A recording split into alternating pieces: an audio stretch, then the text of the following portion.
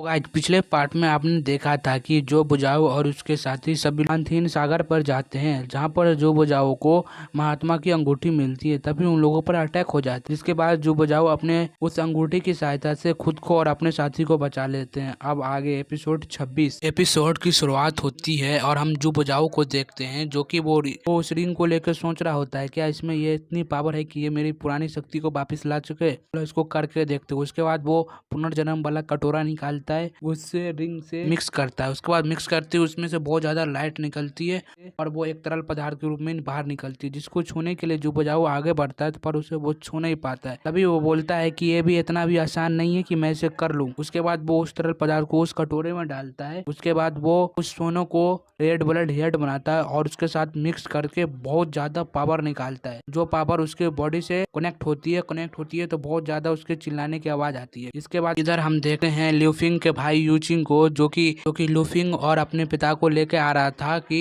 मैंने जू बुझाऊ का किसी लड़की के साथ देखा है और वो कमरे में है। उसके बाद वो आगे बढ़ता है तो बोलते देखा आवाज निकल रही है कि नहीं चिल्लाने की। उसके बाद वो आगे बढ़कर देखता है तो उसके बाद वो चुप्पे चुप्पे अपने पिता को लेकर उसके रूम में खो जाता है। देखता है तो वहाँ पर कोई नहीं होता है। उसके बाद वो लोग एक दरवाजा देखता है जिसके पीछे वो अभ्यास कर रहा होता है। यूचिन को लगता है कि वो उसके अंदर किसी लड़की के साथ है, इसलिए वो अपने पिता को लेके आता है। और जैसे ही दरवाजा खोलता है तो वो लोग देख के दंग रह जाते हैं, क्योंकि वहाँ पे जो बुझाऊ किसी लड़की के साथ नहीं, वहाँ पर वो अभ्यास कर रहा होता है। तभी यूचिन अपने पिताजी से बोलता है कि इसने किस लड़की को कहीं पर छुपा दिया होगा, मैं अभी आपको ढूंढ कर देता हूँ। उसके बाद वो लड़की को ढूंढने के लिए उधर दूर जाता है, पर वहाँ पे कोई लड़की नहीं मिलती है। जहाँ पर जो बुझाऊ उसे कहता है मैं तो प्रैक्टिस कर रहा था, तुमने मुझे भटका दिया। इसके बाद उसका ससुर उससे बोलता है तुम तो हाउंड टू इनके बहुत ऊपर चले गए और तुम्हें बहुत पावर एकत्रित कर लिया, पर तुम अभ्यास कर रहे थे, इसके लिए मैं माफी चाहता हूँ क्योंकि हमारे बेटे ने तुमको भटकाया है। उसके बाद वो अपने बेटे को मारने के लिए दौड़ता है। उसका बेटा बोलता है पिताजी मुझे मारो मत, मैं आपको एक मौका दो, मैं आपको भी ढूंढ के जाता हूँ। उसके बाद वो हर जगह ढूंढता है पर उसे कहीं नहीं मिलता है, जिसका पिता उससे जू बुझाऊ से माफी मांगता है और बोलता है इसको मैं ले जाकर सबक सिखाता हूँ, आप अपना प्रयास करो। उसके बाद वो अपने बेटे से बोलता है तुम्हें नहीं मालूम एक योद्धा के लिए उसका अभ्यास कितना जरूरी होता है। उसके बाद वो उसे ले जाता है पकड़ के और उधर ले जाके उसे बहुत ज्यादा पीटता है, जिसकी आवाज सुनकर बुझाऊ बहुत खुश होता है। तभी यूफिंग वहाँ से जाने लगती है, बोलती है मैं तो आपको अकेला छोड़ देती हूँ, मैं यहाँ से जा रही हूँ। जहाँ पर जो बुझाऊ उससे बोलती है तुम मेरी पत्नी हो और तुम मुझे ऐसे छोड़कर जा रही हो, तो